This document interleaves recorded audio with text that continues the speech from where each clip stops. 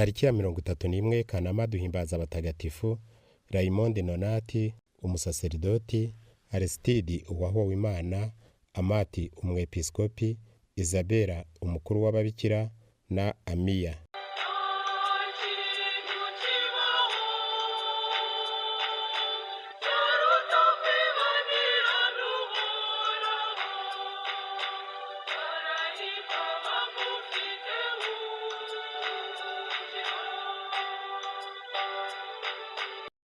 Mutagatifu Raymond Nonati umukaridinari yabayeho ahagana mu mwaka w'1204 kugeza mu 1240.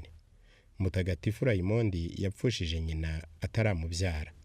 N'abaganga babaza umurambo wa nyina bavanamo Raymond, nicyo gituma yitwa Nonati bivuga utavutse. Ababyeyi be barabakene, bituma Raymond yiga kare kwibabaza, bituma n'igihe ashakiye kuba umumonaki bitamushobokera vuba.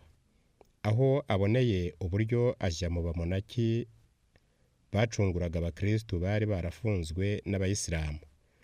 Uwo muryango witwaga Abamerisi, bivuga uwo gushimira Bikira Mariya. Raymond yawinjiyemo abitegetswe na Bikira Mariya wakundaga kumubonekera. Aho arangirije novisiya, abakuru b'umuryango bamuha ibintu ajya gucunguza abakristo muri Afurika. Ahageze ibintu biba bike, apfa kwigurana bamwe, abari we usigara afunze mu kigwi cyabo. Nuko ku mirimo hose atangira kwigisha akora, ahindura abantu batabarika. Abayisilamu bararakara cyane, bamugirira inabi nyinshi, ariko ntibamwica kuko bamushakagaho amafaranga menshi yo kumucungura. Byanze ariko bashaka kumwica bamubambye kuko yari yahinduye abayisilamu benshi kandi bakomeye. Aho acunguriwe akagaruka i Burayi, asanga ubutwari n'ubutagatifu bwe byarahamutanze.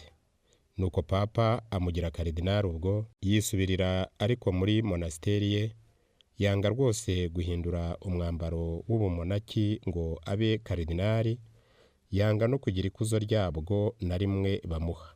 Bavuga ko amasakramentu ye ya nyuma yayahawe na Yezu bwe. Mutagatifu Raymond Nonati yitabye Imana mu 1240 i Barcelone. Ntukiziganye uruhira abana b'Imana.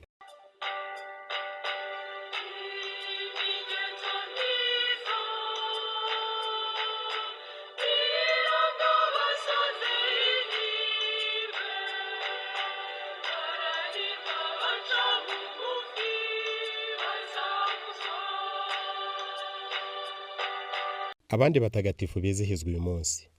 Mu Bugereki kuri Atene turahimbaza Mutagatifu Aristide, yamamajwe n'igitabo cyiza yanditse kiburanira Kiliziya, akagiha umwami Adriyani. Yigishije kandi kenshi imbere y'umwami yerekana ukuri k'ubukristo. Yabayeho muri 200. Mu Byanusko mu Butaliyani turahimbaza Mutagatifu Amati umwepiskopi wabayeho ahagana mu mwaka w'1093. Ahagana mu mwaka wa 997 nibwo Amati yavukiye i Nusko mu majyepfo y'Ubutaliyani, mu muryango wari ukomeye kandi ufite ubutunzi bwinshi.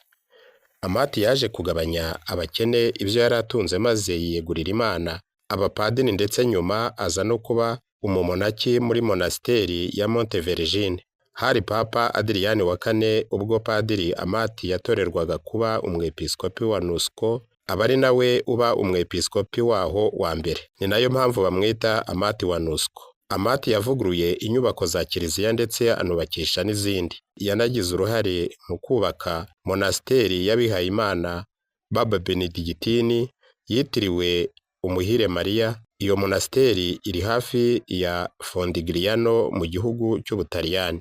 Ikaba yaramaze imyaka igera kuri 400 ikiriho. Abenshi mu banditse ku mateka ya Amati bavuga ko yitabye Imana mu 1093 apfuye urupfu rusanzwe.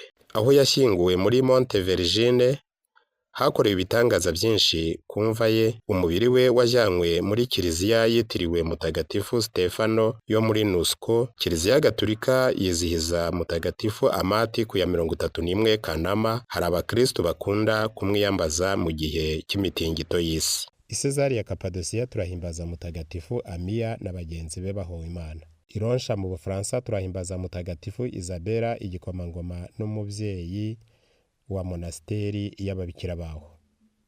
Mwabiteguriwe kandi mubigezwaho na komisiyo y'itumanaho ya Paroisse Crete Congo Nil. Murabyumva mu ijwi rya Andre.